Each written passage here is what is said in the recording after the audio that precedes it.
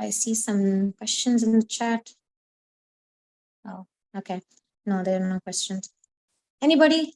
Any themes that comes to your mind? Any questions that come to your mind about time? And especially, I'm looking for questions that relates to your life. Something about your relationship with time. Yeah, my question would be like how time, we always hear, right? Time heals everything. It's a very famous thing that I've heard many times over the years. And I would like you to, I would like to hear your inputs about how time heals wounds and hurts and, everything, right? So how is this? How does it happen? Sorry, can you please repeat that? How time heals everything. Time heals the hurts and wounds that we experience, right? And then they say, give it some time and everything will be okay. Somebody passes away. And they say, give it some time. Everything will be okay. Probably, I don't know, the intensity that the intensity of the pain that we experience kind of gets mitigated over time. So I just wanted to hear your inputs and thoughts about it, of how time is a healer. Okay. That's a very good point. Any other points anybody else likes to bring up so I can, add to whatever I have in mind about the presentation?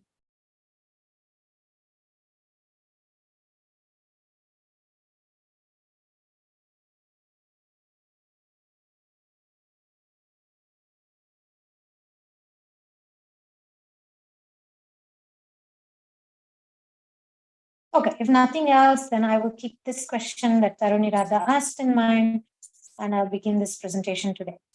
So Krishna in Gita says, time I am. So we have seen kalosmi, right? Kalosmi is that verse. So we all experience the wrath of time. We all experience the pleasure of time.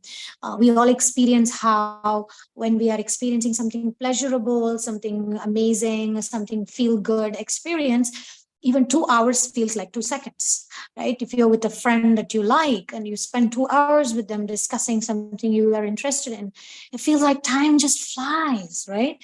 So time, the experience of time is very relative. And imagine you're waiting for a bus or a train or a metro, and you're waiting in the station, and you're just waiting there for maybe 2 minutes. But that 2 minute feels like 2 hours sometimes, because it's the relative relationship with what you're experiencing in that waiting time. Now, for a devotee of Krishna, Kalantargata Kalaniyamaka Kalati Tatrikalagnya Kalaniyamaka. Krishna is actually the beginning of time. He's the end of time, and he is what is in between as well. So you may say, if Krishna is Kalatita, which is Krishna is beyond time, then if Krishna is the source of time, and if Krishna is in the beginning of time, in the end of time, and in the middle as well, then why, as devotees, we experience this thing of difference, right? When we're doing a service that we love, like when I'm making garlands, it's like 3 hours, 4 hours, and I just don't feel tired. But when I have to sit down, like to say, write or something, 20 minutes, and I'm looking at the clock, oh my God, I only wrote for 20 minutes. So there's an experience of time where if Krishna is in the middle, is in the end, is during it, why do we experience, even in devotional service, different experiences? So this is a question that each of us can ask in our own lives, right? We can look at what is it? What is the service we are doing? And what experience is that giving? Like I said, there are times when, Janmashtami, the altar is about to open and we are all waiting, right? Some people were waiting there for 8 hours, sitting there. Because in Mayapur, especially, you won't get a spot to sit there to watch Abhishek if you don't go and sit there hours before. And those experiences of time, it's a completely different thing than you have to wake up in the morning and chant, or you have to do certain experiences and activities connected to sadhana bhakti, which don't necessarily give us the same experience, the same pleasure as another activity. Now, I would like all of you to think about this. Let's take a moment make a list in your mind. What are activities, especially spiritual activities? We are focusing today on Gita connection. We are focusing on our connection with Krishna. What activities brings us delight? What activities makes us feel like time flies by? Maybe for some of you, it's painting, like Taruni rather loves to paint. She's an excellent painter. Maybe for her, the time is very, very quick when she's doing that. She's at it for 6 hours. She feels like, oh my God, I'm at it only for 6 minutes. I would like to do it all day. And maybe for some of you, it's something else. Maybe it's a deity worship. Maybe it's dressing the deities. Maybe it's attending a meeting.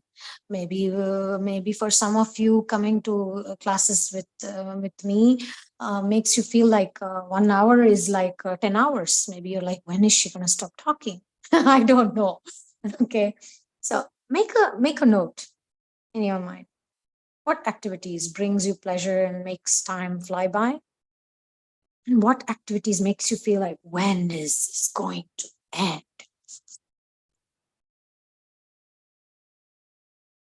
Okay.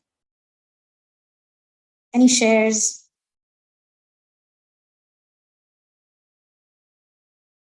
Anybody wants to share something?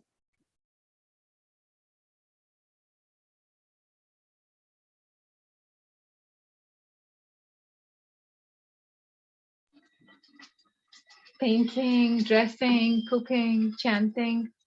Mm-hmm. Yeah. And what's that? Yeah. Speaking to a meaningful friend, right? That I'm also. Yeah, I relate to that also. Absolutely. So, You just don't know how time goes, and it's just like so meaningful. And then, oh my God, it's very enriching experience. so I think for you, relationship with time becomes very purposeful when you're having a meaningful conversation, and when you're absorption. It seems meaning. You look for meaning. When there is meaning, time flies by for you, and when there is action which has absorption, it seems time flies for you. Am I right? Yes, Gandhi, perfect. That's true. So that is telling me about secret ways, a secret way to develop a healthy relationship with time, to find things of meaning and purpose, and to find activities that absorbs. I think that applies to most of us. Most of us can relate to that need for absorption. Most of us can relate to that need for meaning, but it's not the same way for all of us. Some of us may find it in entertainment. Some of us, entertainment means dramas. I know a friend, I just spoke to a friend a while ago, and she directs dramas and things, and that's where time flies for her. And it's very much about physical activity. That's her relation with time is in connection to actions and jumping and creating scenes for the drama. She works with Bhakti Maharaj, and recently she got selected in South African, it's like a government thing. They selected the devotee group to perform this drama on Gita, and she's excellent at it. She writes poems and she writes scripts, and that's how time flies for her. She loves to write scripts. She loves to create that mm, a creative space where devotees can express and act, and music, and amazing. I have seen some of her drama and it's like mind blowing. Um, okay, so each of you can do this exercise individually and figure out what it is that nourishes your experience with time. So that's like the first part of the presentation. And the second part of the presentation is something to do with us waiting for things to happen in our life. Now, all of us have experience for waiting for good things to happen. It may be a relationship, it may be a particular job, it could be a particular project's completion, or as simple as finishing a meal, right? And or preparing for a class. There is another level of understanding time. Like Krishna is Trikalagya, okay? He knows the past, he knows the present, and he knows the future. So he knows what's around the corner. We don't. We're like driving, and we can only see whatever the headlight, we're driving in the night, and we can only see whatever the headlight shows us. We cannot see beyond that, but Krishna can. Krishna knows. So sometimes we feel like we are in darkness. We feel like, oh my God, I don't know what's going to happen with this job or with this relationship or many things, in life. There's an experience of uncertainty. There's an experience of fear, not knowing what's going to be around the corner. What's going to happen to this relationship? What's going to happen to my child?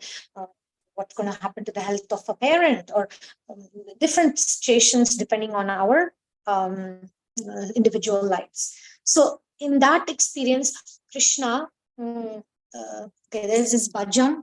I'm trying to remember the first line of that bhajan.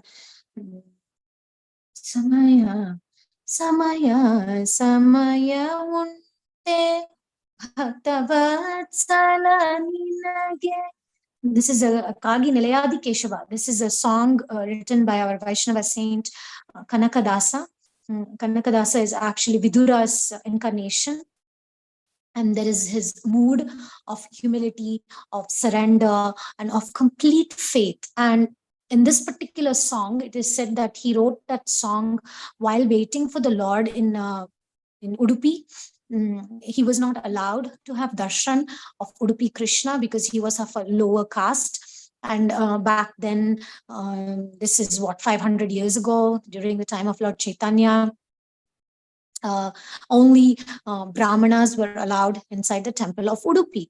And Udupi Krishna is a very famous deity because he was given and carved and given by Narad Muni himself to Rukmini Devi, because Rukmini Devi had never seen Krishna's baby form. She had never seen him stealing butter and doing all the naughty things. Gopi kelni namagajara, iva chora, Sukumara, all the gopis going to Yashoda and complaining about Krishna's childhood activities. She had never seen it. So again, this is a connection with time. This deity is very much a deity of connection to time as well. Because Rukmini Devi did not observe Krishna's childhood pastimes, and her meditation was always about Krishna's other qualities. But she had heard from the sages about Krishna's glorious ways of killing the demons even as a small baby. So her curiosity led Narad Muni to present her with this deity form, where Krishna is in one hand holding butter, and the other hand he's holding a cow herding stick. And this is a beautiful form of Udupi Sri Krishna, which was given to Rukmini. And at the time of inundation, 5,000 years ago, when Dwarka went under ocean, under the water, and Krishna left, that deity also got lost into the ocean. However, our Vaishnava Acharya, Madhvacharya, he came and he was trying to re-establish Vaishnava Siddhanta, Dvaita, Vedanta, which is like duality of Krishna is a supreme person and we are the jivas. We are a dasa, the dasya tattva. He propagated the mood of dasya. Dasya was his primary mood, and Dvaitavada is about the philosophy or the Siddhanta or the theology of understanding ourselves as separate from the Lord and ourselves as Jivesh Swarup Krishna and Nityadas, our eternal identity as servants of the Lord, and Krishna as the master. And that's a relation with the Siddhanta, the philosophy, which is again related to time, because since time immemorial, Krishna is Aham Bija Pradapita. He's a seed-giving father to all living entities. And we all have a different rasa, different relationship with the Lord. And Madhvacharya is, he propounded this Siddhanta, this philosophy of Dvaitavada. Now, Madhvacharya was having a really difficult time with the Mayavadis, the impersonalists who were trying to establish impersonalism. And he really needed empowerment. And at that time, mystically, this ship came about in the shores of Malpe beach, which is in South India, in Karnataka, near the Udupi state, where this big boat appears and it is in danger. It's going to drown. And when this boat is drowning, Madhvacharya is standing on the shore, and he is none other than Hanuman. Hanuma, Bhima, Madhva. So Hanuman is Bhima, and Bhima is Madhvacharya. So it's the same Amsha. The great devotees appear again and again in different incarnations to wake up the sleeping soul. Jeev Jago, Gaura Chandra Bole. So our acharyas appear again and again, and Madhvacharya also appeared as Murari Gupta in Lord Chaitanya Mahaprabhu's pastime. Now that's for another time. But when Madhvacharya saw this boat sinking in the middle of the ocean, he, with his powers, he's Vayu Amsha. Vayu is the god of wind, so he could save that ship from drowning with his mystic ability, and that owner of the ship became extremely grateful. So when he arrived on the shore, he told Madhvacharya that he can have all the pearls that he had just shipped from another place to Malpe beach. And Madhvacharya said, I am a sannyasi. What am I going to do with pearls? I don't need pearls. So now he said, what can I give you? You can have anything you want from this ship. And Madhvacharya, mystical, Vayu, Hanuma, he knew that there is this 2 blocks of Gopi Chandan, which is tilak, the one we wear every morning. Urdhva Pundra, we wear this Gopi Chandan tilak on our forehead. So there was these 2 blocks of Gopi Chandan. So Madhvacharya said, I want those 2 blocks of Gopi Chandan. And this ship owner said, that's it? That's all you want? That costs almost nothing. I mean, how much does your tilak ball cost you? 10 rupees, right?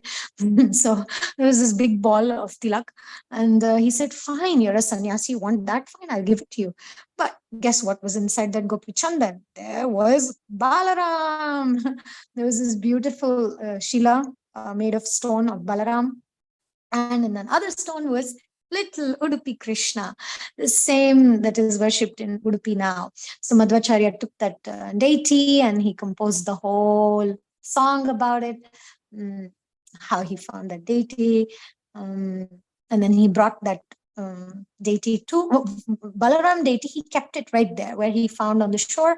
There's a temple of Balaram. You can actually go and see it, and it's about 30-40 minutes from Udupi drive. And so Balaram is right on the seashore, and he brought Krishna to inside the Udupi. And then he established this deity.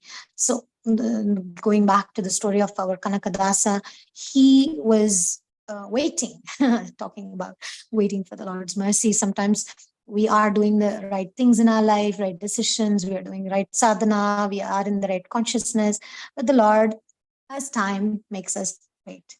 So Kanakadasa was waiting, who is none other than Vidura, right? And he is waiting for this deity, darshan, and he goes there and tries to sneak at Krishna. And all the Brahmins become really upset with him that why is this? He was of a shepherd caste. Why is this guy coming and disturbing all of us? We are all pure, and why this guy is coming here? So they said, tie him up and beat him. So they actually captured him. They tied him to the pillars, and they started to beat this devotee. Now he was behind where the deity was, and he was behind. And as this was going on, he composed a beautiful song, which is also in relation to time. He composes beautiful song, and he says, Bhagilanu tere do seveyanu kodo hari ye bhagilanu tere do. And in the whole song, he goes on and on describing how it is to wait for the Lord to let him serve him, to wait for the Lord to touch the lotus feet of the Lord, to experience the lotus feet of the Lord, to have the darshan of the Lord. Narahariye. Narahariye kogidaru dvani kelade. He says, you appeared as to Prahlad Maharaj, you appeared as Nrsimhadev coming out of the pillar, my Lord. And I'm also calling you. So please hear me, hear my prayers, hear my plea. So please appear like that.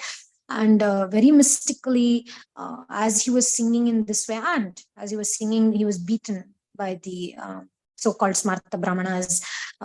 so-called Brahmanas, the Smarta Brahmanas, they were beating him because they were so addicted and attached to the external caste and hygiene and whatever, that they could not recognize that bhakti is the important element. And then immediately the wall just broke in front of all these Brahmanas and in front of Kanakadasa himself. And the brick just started to crack open. And even today, you can actually see that Udupi Krishna had moved, and many great devotees noticed how the deity had moved. And this made them realize what a great devotee Kanakadasa was. And he sings many songs. He actually speaks about time because his relationship with time in this world when he appeared was to be very patient, was to tolerate many atrocities and many things that appeared very unjust, to be able to glorify his devotee Krishna. Puts Vidura through, Vidura's incarnation, Kanakadasa, through these experiences. So that's other element of our relation with time, waiting. We wait. So this life is a waiting room of God. We are waiting for the Lord to use us as an instrument. Okay, so that's our third point now. We understand that Krishna is the controller of time. He's the beginning, he's the end, and he's the middle. And now, our what is in our power? Actually, nothing is in our power, but except one thing: the willingness and using every moment to ask the Lord to take charge, to ask the Lord to take control of our lives. And whatever it is that I can do for the next 24 hours to be as Krishna conscious as possible. Sometimes I don't have control of 24 hours. All I have is 24 seconds, 24 minutes. And I try to do my best for those 24 minutes. Now, the question might come, what if I can't? What if there are so many obstacles in my life that I can't dedicate 100%? So that's where our Acharya's examples in life comes. We'll take the example of Srila Prabhupada. He had to wait really long time for him to accomplish his mission of going to the Western countries and preaching in English. It didn't happen overnight. He had to wait. He was a person in preparation. Krishna was preparing him. So similarly, we may have visions, we may have dreams for devotional life, we may want to practice devotional service without any obstacles, but it may not be happening as we wish. But we are in preparation, trust me. We are being prepared for a greater cause. So we all need to understand that time is relative. It is not about how many hours, or it is not about how many years we wait.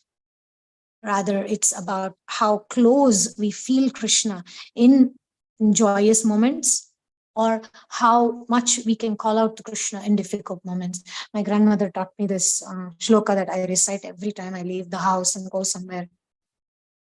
ಮಕ್ಕಳಾಡಿಸುವಾಗ ಮಡದಿಯೊಳ್ಳಕ್ಕರೆಂದಿರುವಾಗ ಗಜಾಹಯ ಪಲ್ಲಕ್ಕಿ ಮೊದಲಾದ ವಾಹನವೇರಿದಾಗ ಬಿಕ್ಕುವಾಗ ಆಕಳಿಸುತ್ತಲಿ ದೇವಕೀ ತನಯನ ನೆನೆದಲ್ಲಿ ನರಸಿಕ್ಕನು ಯಮದೂತರಿಗೆ ಆವಾವಲ್ಲಿ ನೋಡಿದರು. This is a perfect meditation about time in terms of handing it over to Krishna.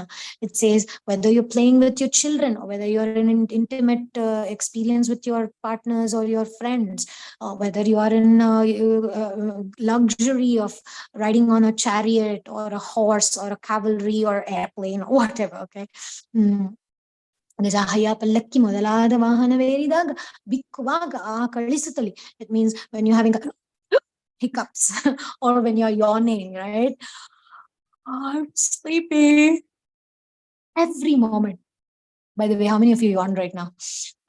It's contagious. So every time you're yawning, every time you're you're having a hiccup, in every of these circumstances, a devotee, a person who can remember Krishna, is utilizing the time in the best way.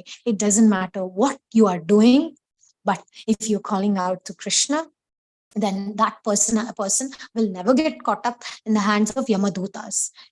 Avavalli nodidaru Yamadutarige, the Yamadutas will never be able to capture us if we are in that state of consciousness. And that is the way to utilize our time. It is not about waiting for perfect things to happen in our life that we think is perfect, but it is about giving ourselves the opportunity to allow Krishna to work through us, giving ourselves that space to prepare our consciousness for what Krishna has for us in that time. Because meanwhile is also Krishna. We are in the waiting room of Krishna. There is no, they say in Hindi, Bhagwan ke ghar mein der hai par andher nahi. So we are never lost. We are never lost as devotees. Even if it takes lifetimes, like Bharat Maharaj, even if it takes lifetimes, even if we get an animal birth in the middle, we are never lost. Krishna is never going to give up on us because time is relative. Krishna works on us through lifetimes. It's not just about now. So never lose hope. Whatever is lost is lost. Whatever you have ahead of you, you have it. And Krishna has got a clear idea of your future. We don't. No regret, because regret doesn't help us and it's in the mode of ignorance. And no hankering. I want it this way, I want it that way, because that's in the mode of passion. So, coming to Taruni Radha's question, it is a very powerful statement that time can heal us. There are situations where we actually should do nothing. Nothing. Because in that nothingness, we express detachment, we express indifference to the result. Nothing does not mean we don't brush our teeth, we don't eat prasadam, we don't chant our rounds, and we don't decorate the deities. We continue doing that, but we do not do it out of self-will, of trying to fix the situation, fix the person, but we hand it over to Krishna. So sometimes doing nothing can heal us. And if we are, they say, when in doubt, don't do it. So if we have a doubt whether should I criticize this person or not, the answer is don't. And whenever we are in doubt, we don't do it like that. So it is a powerful point about we wait. But in that waiting, remember that we are in the waiting room of the Lord. It's not an ordinary place to be. So in that waiting room of the Lord, we cry for Krishna. And if we are not able to cry for Krishna, we cry that we are not able to cry for Krishna, because that's the greatest thing to do. The greatest lamentation we can have in this world is He Radhe Braja Devi Ke Chalalite, He Nanda Suno Kuta. Just as our Goswamis are lamenting, where is Radha, where is Krishna, where is Lalita, where is Vishaka, where is Vrindavan Dham? That's the only lamentation worth lamenting. Every other lamentation we have in this connection to this material body is worthless. And so let us use our time to lament, because lamentation is part of human existence. But let us lament for the right thing. And what is the right thing? Service of the lotus feet of the Lord and association of the pure devotees. And when we don't have that, definitely it's worth lamenting. And that lamentation purifies us. And that's the best use of time. And that time is never, ever wasted, because we're coming closer to Krishna. And coming closer to Krishna is not about, I want to quickly go back to Godhead. It's not about that kind of relation to time. It's not like a time. The relation of time is like unlike like geography. I step here is spiritual world, and I step out and then I'm in material world. So if I'm doing this activity, I'm saving time. If I'm not doing that activity, I'm wasting time. It's all a matter of consciousness. Okay, so those are my points. If you have any questions or comments.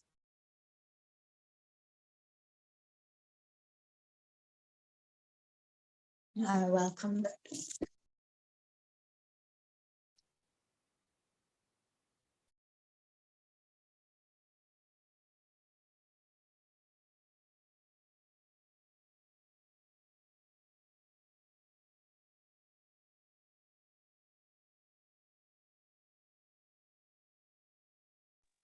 I'm just thinking how much of my life I've wasted lamenting for the wrong reasons, wrong causes, and then how beautiful it is to just hear that lament. I mean, your astounding words about lament for the right cause, the right reason.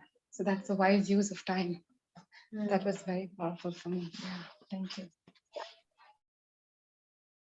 Yeah, thank you. We can lament in Sattvagun, Rajagun, and Tamagun. I can lament, oh, I wasted so many years of my life. Arey, what I'm going to do? I'm already, whatever it is, whatever our age is. I've already wasted so many years. Sometimes people can use that as a excuse, right? That's in the mode of tamas. And then in the Rajas Guna, we can lament saying, oh my God, I will wasted so much time. No more, I'm going to fix my life. I'm going to do the right thing, from today onwards, no more wasting time, then that's in the mode of passion because we are not in charge. Remember, we are not Kala. We are not Kalosmi. Krishna is Kalosmi. He is the Kala. And then in the mode of Sattva Guna, we say, oh Krishna, I just like Tarani Radha expressed, oh Krishna, I have been so foolish. I have wasted so many years of my life in this way, Krishna. Please forgive me, Krishna. Please accept me. Please give me the intelligence so I can actually take advantage of all the spiritual opportunities you have kindly given me. Let me not lose this opportunity. Let me not take it for granted. Let me not be complacent. That is Sattva Guna. So thank you, Taranira. She just what she expressed is in the mode of sattva now, to be able to recognize, because if we don't recognize, it's tamas. To not see our no, sometimes we are in denial. I don't want to look at my past. I don't want to, regret is not good. So I don't want to go there. That's also not good. We should look and see, oh, it's my time, because it brings us awareness. And then we become more, hopefully we become more careful, and we become more prayerful more than careful. See, becoming careful can be more rajas. Oh, I need to do this and that, and I need to control my time. I need to make sure I don't do this, and I need to make sure I do that. That is also can be very much in the mode of passion and self-will. I think that talking to this person is a waste of time. I think, but in sattva we just say, Krishna, I have wasted time, but from now on, I'd like to do what you think is worthy for me. Then, whatever is happening, I'm telling you, this is magical. Even in my personal experience, it has happened to me. When I'm in that state, okay, Krishna, I'm here, and then some client comes and I'm talking, and there is a part of me that says, you're wasting your time. Why you're talking with this person? It's boring, or whatever. But then somehow Krishna does miracle, because that morning I would have just prayed, Krishna, I just want your will to be done, or not my will. Please help me to do your will. I would have prayed in that way, and certain actions, things happen by itself. I don't have to do anything. But then I'm actually able to act for Krishna. And then something amazing comes out of that meeting. And that person says, Mataji, this really helped me so much. I was feeling this. I'm like, oh my God, I wasn't even planning that. My plans went out of the window, but actually Krishna's plans prevailed. And I'm like, thank you, my Lord. So that flexibility, flexibility to let Krishna's plan happen. It's a benediction. It's a great blessing, and it feels really good when it happens.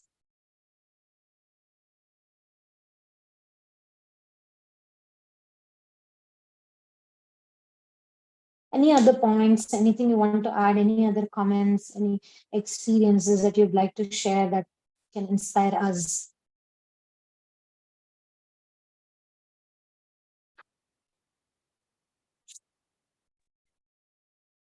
I always find time is not enough in a day, whatever time that I feel I want to do more than the time allows me to do. That's good. I always end my day with time was not enough. I wish I had more time. That's Rajas, right? Depends. You can feel that in Sattva, Rajas, and Tamas. Oh, I wish I could do more garlands, or I wish I could think. Like often I feel when I'm preparing for a class, I feel, oh, I wish I prepared more time, so I had more time. This was so good, this absorption. So we can feel that in sattva, and then experience a sense of joy, connection, like that. And we can also be a little bit like lamentation or regret, thinking, oh, I could not do that, I could not do this, and then feel frustrated. Depends on how we feel in the end. If we feel a sense of, let's say, I feel more enthused and energized when next class I have to prepare, that means it's a good thing. But if it doesn't turn into inspiration and it just makes me like, how do you call it, self-loathing, like if it makes me think, oh, I didn't do well enough, I didn't do that properly, then that's a little bit in the mode of rajas and tamas, But see, the trick is, or the art is to be grateful. Krishna, thank you for allowing me to do this much today. And at the same time, being greedy, that Krishna, next time I'd like to do it in ways that can be more pleasing to you. Sometimes our dissatisfaction has something to do with Krishna, sometimes it doesn't. It's not always that if I'm dissatisfied, it doesn't necessarily mean that Krishna is dissatisfied. Like, say, guests come home and I cooked something and I felt, oh my God, it was not so good. It may be my mind because I wanted to show off that I'm a better cook than what the food was or something, it depends on our intention. These things are not so black and white. It really depends on our intentions, and it really depends on our state, how do you say, level of consciousness and advancement, like that. But the general rule is we thank the Lord. Gratitude at the end of the day, and the beginning of the end of the day, we thank the Lord. Krishna, thank you for letting me do this much today, and focusing on what we were able to do. That's very important, regardless. Okay, and some amount of oh, could have done nicer or something. It's always healthy. Some nervousness, no, oh, next time I should give a better class because I should prepare more. It's always healthy. Just don't overdo that, don't torture yourself saying, I'm in control. The truth is we're not in control. Whatever Krishna allows me to do today, that much only I can do today. So, that I don't remember which Dasaru it is. One Vaishnavacharya says, that sadhanada chinteyana getako deva, nadevude yatriyu, nudivude stotravu, bidade noduvudella ninna murti. So for a devotee, he doesn't worry. The sadhana has to be done in this way only, that way only. As we advance, we are okay with any way. Every step is a yatra. Every word is a stotra. So we're not so worried about quantitative devotional service. We become so absorbed in qualitative. So we are able to see Krishna in every second, in every thought. And even if it's a negative thought, oh, Krishna, and that's already Nodiude Stotravo. And then whatever we are watching, we may not be able to go to the temple. Maybe sometime we have to watch a movie with our family. But then we are actually thinking, close our eyes and think, oh, Radha Madhava. The other day I was sitting in the land office and feeling like, close my eyes and I saw Radha Madhava's face. So yes, I'm in front of all these people and I have to sign a document. Even in that moment, mercy of the Lord, Krishna can appear in front of us. And he gave me that confidence. I'm with you. Don't worry. Don't sign this document. Get up, walk away. That was a message I got that day. And I did that. So the point is, it can lamentation of, oh, tomorrow I should remember Krishna more is good, but to know that I'm not in control. What happened by the mercy of the Lord may not. So to have they say na, with a grain of salt to remember Krishna, but to remember that I may not be able to unless Krishna lets me remember.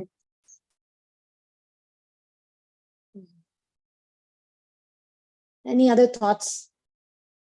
Any other inspiration stories?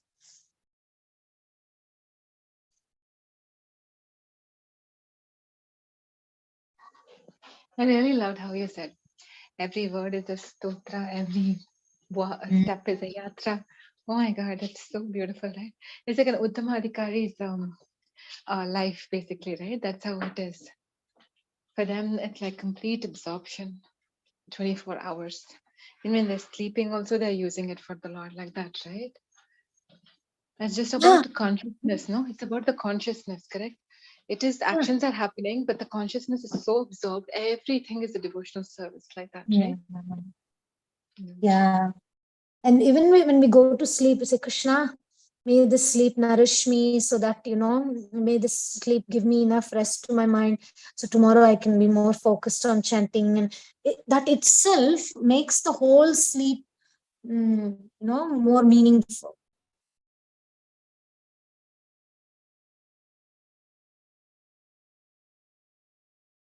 Something else I thought when you were saying that sleep, and then before that you said something. Oh yeah, I remembered another song. It's a similar song.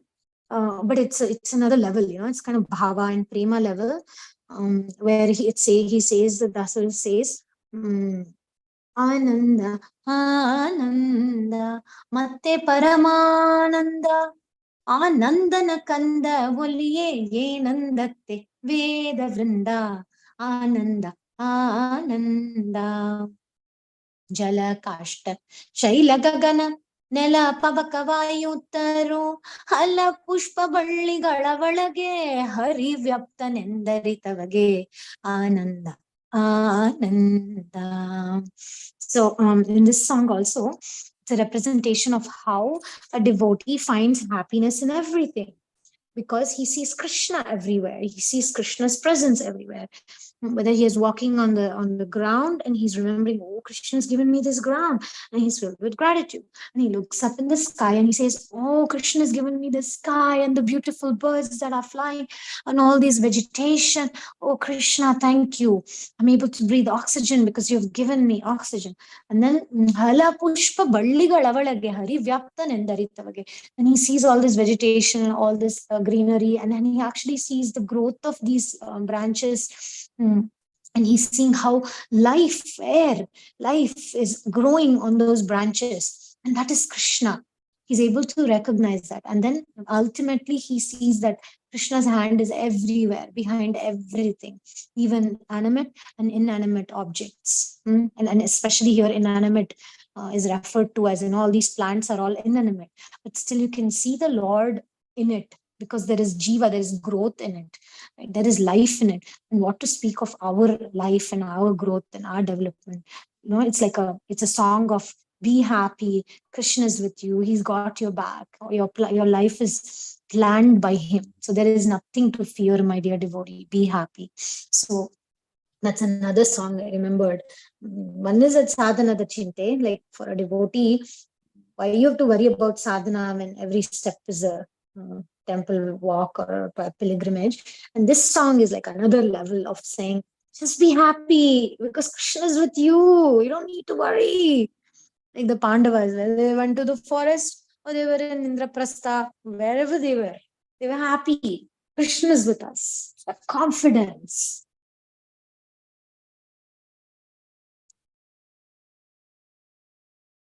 Any other questions? Anybody has any doubts still whether Krishna has plans for you or not? Thank you. You so nicely ground us in the actual principle of bhakti. Usually I measure my bhakti in terms of number of things I accomplished, number of things I did for Krishna. It's so easy to get lost like that. But thank you. Thank you for your association, precious. That is also necessary, Vilas Manjari, and that is your strength. It is also necessary. You understand? Like, if I can't just be on some sort of a sahajiya level saying, oh, I don't care, chanting 16 rounds, I feel for Krishna. So we have to be careful to not be in that sentimental level. At the same time, that's one level, but then we should go beyond it.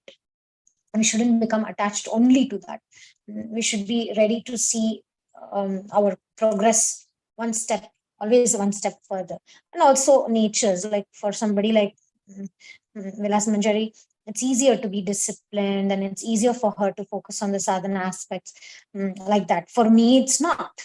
So for me, like, as you can see, talking about these things shows that my strength is a little bit more on the bhava, or it's a little bit easier for me to focus more on motivations and all that.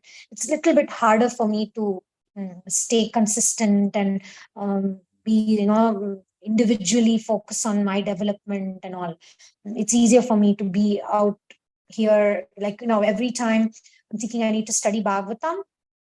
If I have to do it alone, it'll take me so much. But with the help of you all, when I announced that let's study Bhagavatam together, it was easier for me because I'm more consistent when I show up for others. I'm less consistent when I show up for myself. So my individual sadhana thing is a little weaker in my case. So then I need to do things that, and inspire me and encourage me. So like that, we all need to figure out, like we did the first exercise, we need to see like maybe for somebody like Vilas Manjari, she enjoys spending time alone, and time passes like quickly when she's studying some scripture or listening to a lecture. And maybe for me, time passes very quickly when I'm singing a bhajan. So we need to see what is our relationship with time, what makes us spend time in nourishing activities. And then we need to do balance. We need to balance both. So I'm not minimizing the importance of quantitative service. We need to also see, hey, how many things did I do today? And it's necessary, but it's not the sum and substance. It's not the goal. The goal, if we need to go a little bit further. And like I said, depending on our natures, we need to focus on what we are weak at. We shouldn't use, in other words, we shouldn't justify saying if waking up early for me is easy, I shouldn't say, hey, without that we cannot do anything else because it's easy for me. I may say that, and something difficult for me, say that's not so important. We should be honest and be balanced, and we should help each other. We should help each other to balance our lives. So please don't mistake me that I'm saying no. I'm just saying those should not be the only emphasis, because it's a great strength, and you're very lucky, Vilas Manjari, that you have that naturally. You inspire me also. We all have qualities that we can help each other, inspire each other, because we're not alone. Each of us have strengths that inspire. Yeah, thank you. Yeah, I mean, it's a strength, but it's also weakness. Like when the day goes without doing anything, without having any accomplishments, I feel so restless, frustrated, disappointed within myself. I only know. So yeah, it's rare. It happens once in a while. So that's what Krishna is teaching me, like by sending unexpected things, unexpected circumstances, so that I expand that muscle of seeing Krishna even in those. Krishna's hand even in those things, in those circumstances. Which you were telling that sitting in the office and remembering Radha Mother, that part, I need to grow that part. That's habit, right? We can cultivate that eventually. In the beginning, it's harder to remember. We have to force ourselves, make notes, put it on the wall, this, that. And eventually it will become a habit where when we feel sad, we pick up our bead bags and chant, or we're going to watch a movie. What we're going to do. That is a habit. We are all animals of habit. We are having a habit we don't like so much. We just work on cultivating a new habit. And that new habit will help us. Should help us. And I find so much inspiration from all of you, each of you. When you all gave classes, I was so proud. We should start again, by the way. I need somebody to help me with taking names and all that. So if anybody likes to volunteer, please. I think already Rukmini Priya Mataji did suggest, and I have been a little bit slack on it. You see, that's my weakness. I'll have ideas, I want to help, but then I'm not so good with organizing and those kind of things. Yeah, please share the names and I'll help you create something. Okay, thank you so much. Yes, we'll do that. Okay, so women's strength, remember we discussed say that the again. qualities. And from the Bhagavatam, the women who exemplify, and we said we'll pick up a quality and then speak about all the women who exemplify that quality from the Bhagavatam. That was the idea, remember? Excellent idea. Yes, let's do that. I just need to make a write up and put it in that group and start getting names, who chooses what. I just need somebody to help me with that, push me and meet me and individually and do that, because I'm doing 100 things and I get distracted and I keep thinking I'll do it, and then I don't get to do it. So, by the way, before I forget, tomorrow, meaning my Indian time tomorrow, Wednesday evening, which is EST time, 10:30 a.m. America time, EST time 10:30 a.m. India time 8 p.m. My grandmother is going to give a talk, especially to my Russian students, because they have been waiting for my grandmother to address them, and like just they wanted to see her like that. So she's going to be talking if everything goes well, and she's feeling okay. She was a little sick and all, but I think now she's doing better. So spoke with her, and so that's tomorrow night. Again, you see, I haven't been able to make a poster and send it out. At least a notification. I need to send out a notification. So I would like if any of you can join. That would be wonderful. We'll ask her some questions. She'll sing some song. My Russian students want to know about a woman, how as a woman you can manage being a devotee and with family life. They have that specific question. She went through a lot of difficulty. She stood very strong devotional principles like that. So yeah, if you can join, but it will also be recorded and share the link as well. Perfect. Tomorrow 10:30 works out really well. Yeah, 10:30 a.m. Yeah. 10:30 a.m. EST, right? AM for us, Yeah. right? Yeah. She's in Pittsburgh, so it's EST. Yeah. Perfect. She's your Ajji, your grandmother is perfect example of being, doing, and having, right? Like harmonizing those three aspects very well. Yeah. I mean, I feel very strong being in her presence actually. Yeah, she's very strong and sattva. And, she's a 8. She's a type 8. So you will feel that energy of intensity, but she's very Krishna conscious in her. She's a little bit self-preservation 8, meaning she knows how to take care of herself.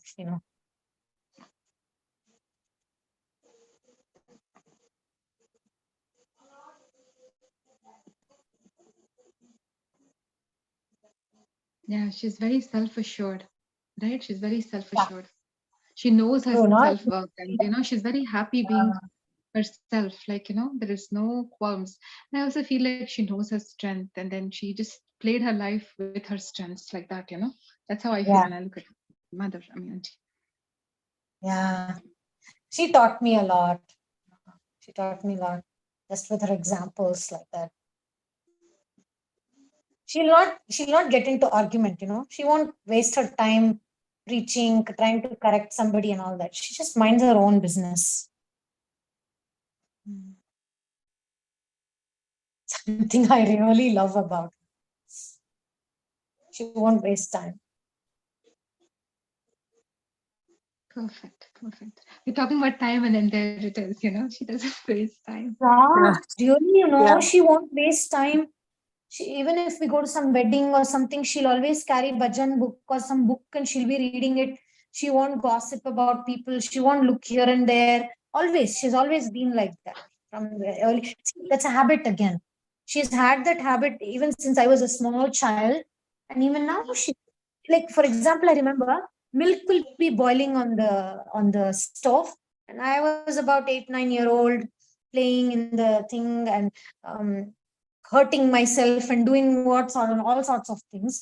And then she will kai tooth hakoladu. Like I was very restless child, so I needed her to feed me. Like she will she has to mix the rice and all, and then she has to put it in my hand. That's called, I don't know, it's called kai tuttu in Kannada. I don't know what it's called in English. Some name must be there in Hindi also.